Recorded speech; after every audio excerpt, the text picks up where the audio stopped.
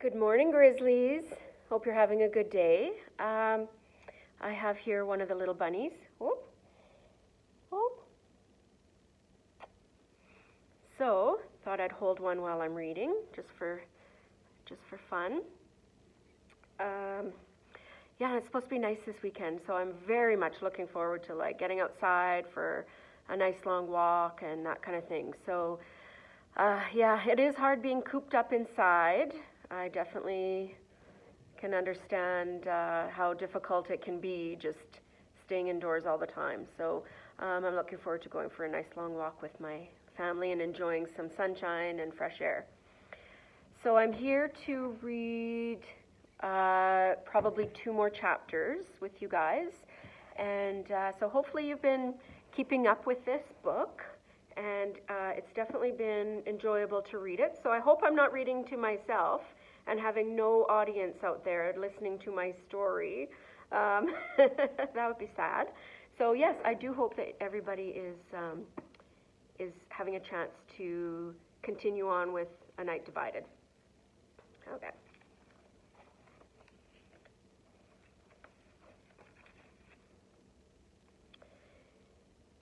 Chapter 21. Our progress over the next few days was dreadfully slow. The large clumps of dirt turned into even larger rocks that seemed as impassable as the Berlin Wall itself. Fritz and I spent hours chipping at the edges to pull the rock out, but too often that just led to finding other rocks in our way. Fritz stood back and examined the dirt wall. If this is how the rest of the tunneling will be, we might as well give up. Let's turn sideways and go around it. I brushed my sweaty hair out of my face. It can't all be rock under here. What if it is? It could take months. Then let it take months, I said. At least we're still moving forward. I don't have months, Fritz said. It's just weeks until they'll expect me for military duty. I was ready to keep arguing, but he only picked up the shovel again. So there's really no time for complaining, eh? He was the one who'd complained, not me, and besides, I was still feeling the surge of energy from our brief argument. I used it to pry my fingers into the dirt and yank out one of the larger rocks. Dirt tumbled over my shoulders when it fell, but I only smiled. I felt better now. I should make you angry more often, he teased. Help me carry this rock up. Then I've got some work to do above. Earlier that morning, Fritz had removed the hinges from a closet door in our apartment. While I screw these on the wood boards over the window, maybe you can use the rocks to build us a stairway, he said. That way it's not such a climb for you to get out. I did as he suggested, but spent most of that time thinking about how lucky I was to have Fritz here. He was resourceful and good with his hands. So good, in fact, that I sometimes felt like a useless child getting in his way. Sure, I helped him dig and carried buckets of dirt into the basement, and every night I was just as tired as he was when we stumbled back to the apartment. But I had also begun to appreciate how hard this tunnel project was, how much bigger than what I had first imagined. On one of those walks home, we were stopped on the street by Frau Eberhardt, who patrolled the front of our apartment building better than most of the guards in the watchtowers. She saw the dirt on our hands and faces and waddled over to us. I looked up at Fritz. Remember, Frau Eberhardt thinks we've been gardening. Gardening what? He asked. I didn't answer because Frau Eberhardt was upon us then, and he could only smile politely at her. What a pleasure to see the two Lowe children. If she felt any pleasure, it was in watching us squirm. I can tell you've been busy. Her eyes flicked from me up to Fritz. I wasn't sure which of us was dirtier. We hadn't taken the time to wash off in the pond before leaving tonight. Fritz worried if we did that too often, it would stand out to the guards. Maybe that was a mistake, though, because sure as anything, we stood out now. We might as well have pasted signs on our chests announcing our plans. We have been busy, I said a bit too defensively, and we're late for supper, so you'll excuse us." "Late for whose supper?" Frau Eberhardt asked. "Your mother isn't there to prepare it. Where has she been? I miss visiting with her." "She didn't miss visiting with Mama because my mother avoided her like she'd dodge a black cat sitting on a crack in the sidewalk. And this woman was far unluckier than any old wives' tale."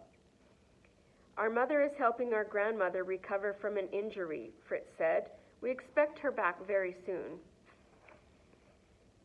"Maybe tonight," I offered, which is why it would be rude to be late. Even as the words fell out of my mouth, I could have kicked myself for saying them. Why use such a stupid lie to remind her that I had already tried to lie before?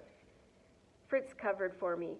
"Gerda means that we are hungry and we need to get some supper. We wish our mother was home to share it with us, but she isn't. We expect her soon." "Let's hope so." Frau Eberhardt pursed her lips and began examining us again. "It's not wise to allow young people too much time on their own. Children will get in trouble." "I'm not a child anymore," Fritz said. "By the end of this month, I'll join the military." "And how will you fill your time until then? I heard you're not working as a bricklayer anymore." "Gardening," I said. "That garden I told you about. We've been working on it." "Where is it?" Frau Eberhardt asked. "I used to love to garden, and I'd love to come by and give you some advice." "We'll take you there sometime." I took Fritz's arm and started to walk forward with him. "Thanks for your help, Frau Eberhardt. We better go." Once we were inside, Fritz stared down at me and shook his head. Even before he spoke, I understood his concern. Frau Eberhardt wouldn't go away, and she would expect to see evidence of a garden. "We haven't pulled a single weed," Fritz said, "nor do we have permission to garden there, or any tools or seeds to get started. This is a big problem, Gerda." I agreed completely, but after another long day of digging and pulling out rocks, my brain felt as rubbery as my arms and legs. We were running out of food in the apartment, but that was okay too. As tired as I was, I didn't feel all that hungry anyway. I barely took enough time to wash off before I fell onto my bed, already asleep as my head hit the pillow. Chapter 22. I slept late the next morning, and when I awoke to bright sunshine, I darted from my bed. Why was it so quiet in here? Had Fritz overslept too? He wasn't in his room, and when I called his name, there was no answer. Now in a panic, I ran into the front room. He was definitely gone, and his shoes were missing from beside the door. My first thought was that he had gone over to the welcome building on his own, but I hoped that wasn't the case. We had agreed that it was always safer for the two of us to go there together. Still, I went on a hunt for my shoes wherever I had pulled them off in the fog of last night. While looking for them, I spotted a note on the kitchen table from Fritz. It only said, "Be back soon. Stay here." There was no word about where he had gone, or why, or how long he would be gone other than soon, which was useless. Was it something dangerous? Was that why he chose to go alone, to keep me safe? Because if so, then how could I be sure he would be back soon, or even that he would come back at all? With my heart threatening to pound out of my chest, I began pacing the floor. He'd said nothing last night about any errands. Claudia had broken off their relationship, so he wasn't sneaking out to spend time with her, or at least I thought the relationship was over. If she wanted him back, I knew he'd agreed to it in an instant. He talked about her all the time while we were digging, but our conversations about her always ended with him knowing they could never be together. Claudia was fiercely loyal to her father, and her father was no less loyal to the GDR. He wouldn't trust Fritz within a kilometer of her. Finally, I gave up pacing, not because my anxiety was any better, but because I suspected whoever was on the other end of the hidden microphones might somehow figure out I was pacing and wonder why. We had dishes in the kitchen sink that hadn't been done in days. I washed those up and then swept the floor of all the dirt we had tracked in. Slowly, I became absorbed in that work because even if I didn't know what was happening with Fritz, at least I was doing something. I went to make my bed, but realized the sheets were filthy from the dirt that had come in on my hair and clothes at night. It didn't seem right to make up an unclean bed, but I didn't feel like washing the sheets and hanging them to dry either. A quick glance at Fritz's bed showed his was even worse than mine, and I left them both unmade. It was only then, as I slowed down, that I realized how hungry I was. I'd missed supper last night, and the sandwiches I made for Fritz and me at lunch got thinner every day. Fritz hadn't told me how much money Mama had sent in her last letter, but he felt like we ought to save whatever was left for tunneling supplies rather than groceries. The more I went through our empty cupboards, the more I disagreed. We needed food. Mama kept a cookie jar on top of the refrigerator. I never went into it because, as far as I could tell, it had never held cookies or sweets of any kind. But our food supplies were getting low. If she had stashed anything in there, I wanted it. I opened the cookie jar, and immediately all my hopes deflated. It was empty, of food anyway. An old envelope was at the bottom, though, and I pulled it out, then caught my breath in my throat. It was a letter from Papa. The stamp dated it to September 1961, about the time the wall replaced the barbed wire fence. I pulled out his letter, which began, "To my dear family," but every line after that was blacked out with thick black marker, every single line. No wonder Papa never wrote to us. There was no point in it. The envelope was addressed with our apartment number, and the return address came from West Berlin. If the return address was current, then that was where Papa lived now. And maybe his letters were blacked out, but if I wrote him, would my words be blacked out too? I couldn't see anything wrong with a daughter writing to her father in the West. No matter who the father was, and no matter what the daughter really wanted, it should be okay. Well, that part wasn't true. I had to be careful. The letter I wrote to my father was simple. I said nothing more than what absolutely had to be written and weighed each word carefully, just in case the Stasi intercepted it.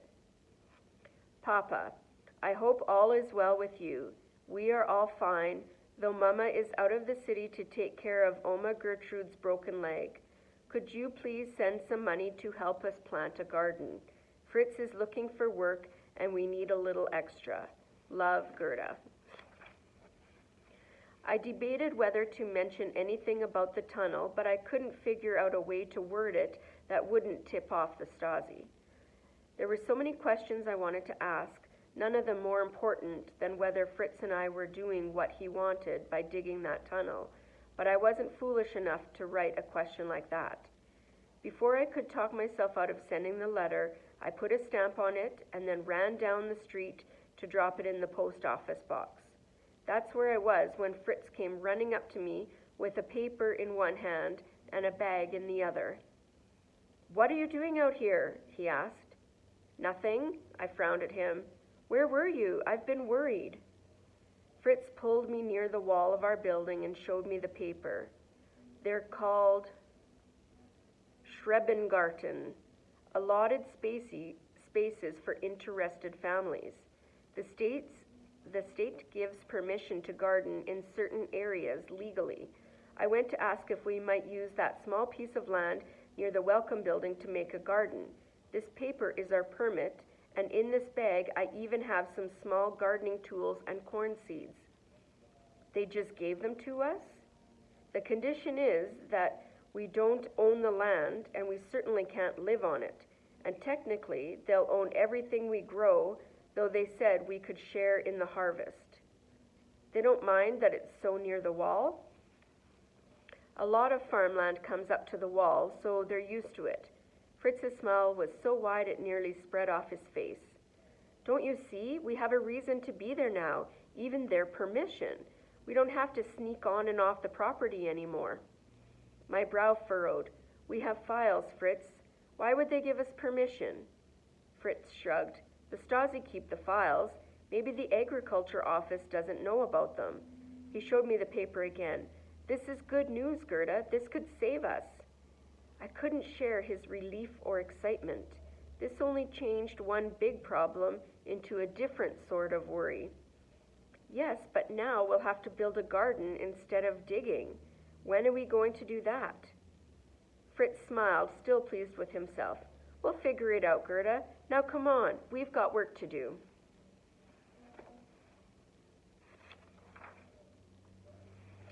So I'll stop there. Okay. Put the bookmark there for today, and then I will continue on Monday. We are getting close to halfway through the book. So I hope everybody's enjoying it so far. There are a lot of books out there that are about